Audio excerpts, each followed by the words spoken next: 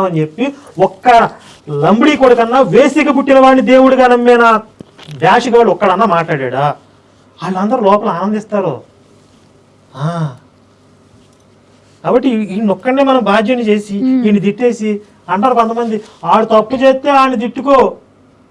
ఈడొక్కడే కాదు, మొత్తం మీ లుచ్చా మతం కారణం. ఇలాంటి నా కొడుకులు ఇలాంటి పోరంబోకులు ఎంతమందిని తయారు చేస్తారు మీరు? ఈ రకంగా మీ నోటికొచ్చింది పేల్తా.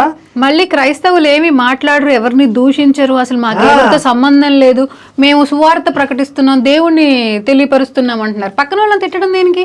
పక్క దేవతల్ని దూషించడం ఇళ్ళ దగ్గరికి వెళ్తుంటే మిమ్మల్ని తంటున్నారు, మీ మొహాల మీద వస్తున్నారంటే దీనికి ఊరికే ఉంటుందా ఏంటి? అదే ఒక మంద ఊరి మీద పడితే ఒక అతను మేరీ డాష్ యేసు డాష్ కొడుకు అని చెప్పి తిట్టాడు. అంటే వాడికి అంత ఆగ్రహం రావడానికి, వాడు అంత తెగించడానికి కారణం ఏమై ఉంటది? ఇలాంటి వాళ్ళే